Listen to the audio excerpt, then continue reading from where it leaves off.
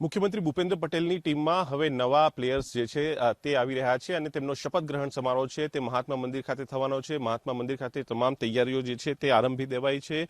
17 તારીખે એટલે આવતીકાલે બપોરે 12:39 વિજય મુહૂર્તની અંદર તમામ જે નવા મંત્રીઓ છે તેમના શપથ ગ્રહણ મહાત્મા મંદિર ખાતે યોજાશે અને તેની તૈયારીઓ જે છે તે આરંભી દેવાઈ છે. કેન્દ્રીય નેતૃત્વ ઉપસ્થિત રહેવાનું છે. ખાસ કેન્દ્રીય ગૃહમંત્રી અમિત શાહ જે છે તે ઉપસ્થિત રહેશે. ભારતીય જનતા પાર્ટીના રાષ્ટ્રીય અધ્યક્ષ છે તે ઉપસ્થિત રહેવાના છે અને સાથે જો વાત કરવામાં આવે તો સુનિલ બંસલ કે જેઓ મહામંત્રી છે ભારતીય જનતા પાર્ટીના રાષ્ટ્રીય અને તેમની પણ ઉપસ્થિતિ જે છે તે બની રહેવાની છે.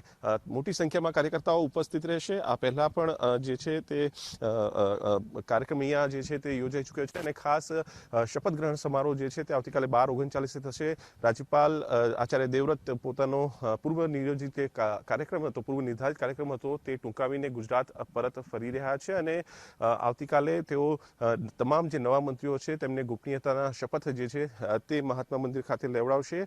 બેઠકોનો દોર આજે કમલમ ખાતે રહેશે. પ્રદેશ ભાજપ અધ્યક્ષ જગદીશ વિશ્વકર્મા સહિતના જે મુખ્ય આગેવાનો છે તે આ તમામ તૈયારીઓ લઈને મહત્વપૂર્ણ બેઠક જે છે તે પણ કરવાના છે. કોણ કોણ ઉપસ્થિત રહેશે ખાસ તેની માહિતી જે છે તે થઈ ચૂકી છે, પરંતુ કેટલા નવા મંત્રીઓનો સમાવેશ થશે તેના સંદર્ભમાં હજુ સુધી સત્તાવાર જાહેરાત નથી થઈ. સૌરાષ્ટ્ર, ઉત્તર ગુજરાત, મધ્ય ગુજરાત અને દક્ષિણ ગુજરાતમાં પોલિટિકલ ઇક્વેશન, જ્ઞાતિગત ઇક્વેશન અને વિસ્તારના જે પ્રમાણે જે પણ પ્રતિનિધિત્વ છે તે આપવામાં આવશે. વર્તમાન મંત્રીઓમાં અનેક મંત્રીઓ છે તેમને પડતા મૂકવામાં આવી શકે છે અને નવા મંત્રીઓનો સમાવેશ થઈ શકે છે. કેમેરામેન શાયર શર્મા સાથે મેહુલ દેસાઈ.